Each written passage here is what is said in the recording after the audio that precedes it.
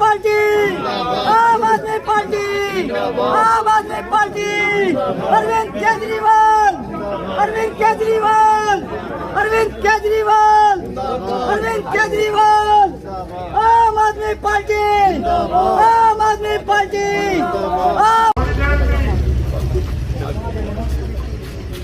आम आदमी पार्टी, आम आदमी पार्टी,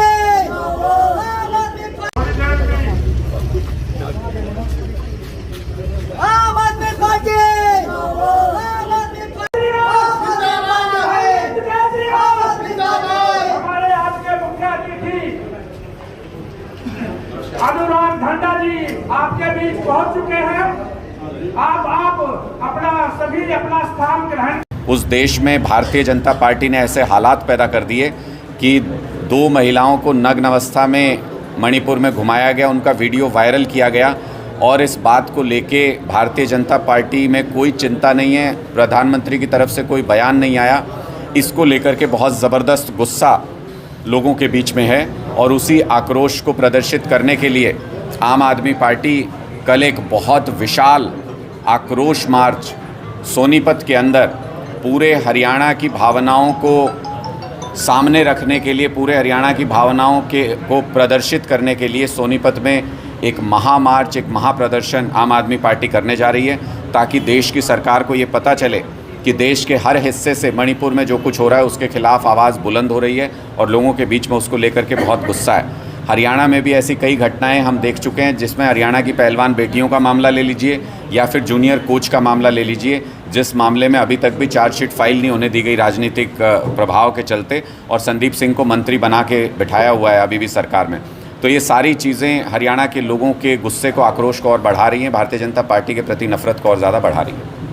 लगता है कि ये शिक्षा मंत्री जी को थोड़ा सा शिक्षित शिक्षा मंत्री बना देते पहले तो थोड़ा भला हो जाता हरियाणा का। 100% उस वीडियो में सच्चाई है, पूरी जानकारी आम आदमी पार्टी ने हासिल की।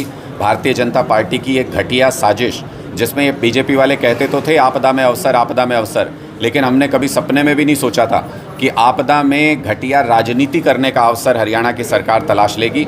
और जब प्राकृतिक आपदा सिर पे हो तो सारे लोग एक दूसरे की दुश्मनी भी भूल के एक हो जाते हैं, लेकिन इन्होंने दुश्मनी निकालने की कोशिश की। सारा पानी ना ईस्टर्न कैनाल में छोड़ा, ना वेस्टर्न कैनाल में छोड़ा, दिल्ली की तरफ सारा पानी छोड़ा, जिससे दिल्ली में ज़्यादा से ज़्यादा नुकसान हो सके, अरविंद केजरीवाल जी को कोसने का इनको बहाना मिल जाए। और जो इन्होंने एक्स्ट्रा पानी छोड़ा उसकी वजह से जो नुकसान हुआ वो अलग, लेकिन ये भूल गए कि जब दूसरे के लिए गड्ढा खोदते हैं तो खुद उसमें गिरते हैं। इन्होंने दिल्ली को नुकसान पहुंचाने की राजनीतिक साजिश रची, लेकिन उसके चलते हरियाणा में 8 जगह यमुना के तटबंध टूटे। पूरे सोनीपत से लेके पानीपत और करनाल तक के इलाके में सैकड़ों गांव जो डूबे हैं, वो हरियाणा सरकार की साजिश का शिकार हुए हैं। और मैं बहुत ही रिस्पॉन्सिबल तरीके से बात बता रहा हूँ। एरोप्लेन वैसे तो हवाई पट्टी पे उतारा जाता है, लेकिन आपातकालीन स्थिति में पानी में भी उतारा जाता है। तो ये जो बीजेपी वाले ज्ञान बेचने की कोशिश कर रहे हैं, मूर्खतापूर्ण बयान दे रहे हैं कि 1 लाख क्यूसेक के ऊपर पानी हो जाता है तो ऑटोमेटिक सिस्टम है जिससे वो दरवाजे बंद हो जाते हैं ईस्टर्न और वेस्टर्न कैनाल के। इनको इतना पढ़ा लिखा होना चाहिए था, मुझे लगता है, अगर सरकार चला रहे हैं, कि हर ऑटोमेटिक सिस्टम को ओवर रूल करने के लिए, ओवर राइड करने के लिए मैनुअल सिस्टम होता है। जब चाहे आप ऑटोमेटिक सिस्टम को ओवरराइड कर सकते हैं। आपातकालीन स्थितियों में आपातकालीन स्थितियों की तरह बिहेव किया जाता है। नॉर्मल सर्कमस्टेंसेस के लिए बनाए गए नियम आपातकाल में लागू नहीं होते हैं। ये मूर्ख बनाने की कोशिश कर रहे हैं। जिस दिन वीडियो जारी हुआ उस दिन शाम को वो पानी कैसे छूट गया उत्तर प्रदेश वाली कैनाल में, मैंने उसी इनके ट्वीट पे टैग करके मुख्यमंत्री जी को ये कहा था कि अगर आप पढ़े लिखे हैं तो अंग्रेज़ी की एक चिट्ठी जो दिल्ली सरकार के अधिकारी की तरफ से हरियाणा सरकार को लिखी गई थी 2022 के अंदर, मैंने वो चिट्ठी उनको टैग की थी। मैंने कहा था इसको पढ़ के बताइए। आप नहीं पढ़ पाएँ, अगर पढ़े लिखे ना हो, अपने किसी अनुवादक से पढ़वाइए। मुझे नहीं लगता उनके पास कोई ऐसी टीम भी है जिसने पढ़ के उसका मायने बता दियो। अगर उसके मायने बता दिए होते तो मुख्यमंत्री जी ने हाथ जोड़ के पूरे हरियाणा से, पूरे दिल्ली से माफ़ी मांगी होती। सरासर झूठ बोलती है ये सरकार, इनके झूठ पे यकीन नहीं है। इसलिए ये बात बहुत स्पष्ट तरीके से समझ में आती है वहाँ जाके कि इसमें सिर्फ 10% योगदान प्राकृतिक आपदा का था जो हरियाणा के अंदर बाढ़ आई। 90% ये सरकार की गलतियों का नतीजा थी। हमने ये जांचने की कोशिश की कि यमुना के 8 जगह पे तटबंध क्यों टूटे हरियाणा की तरफ, यूपी की तरफ एक जगह भी नहीं टूटा। उतना ही पानी था यमुना में, एक किनारे पे कहीं तटबंध नहीं टूटा, एक किनारे पे 8 जगह टूटे। हमने जानने की कोशिश की कि क्यों, तो पता चला सरकार ने पिछले 9 साल में कहीं एक पत्थर भी लगाने की कोशिश नहीं की यमुना के तटबंध पे।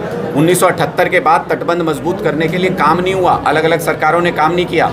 हमने जानने की कोशिश की कि पैसा होने के बावजूद 3000 करोड़ रुपए पिछले 9 साल में अलॉट हुआ बाढ़ रोकथाम के लिए, पैसा होने के बावजूद तटबंध मजबूत क्यों नहीं किए।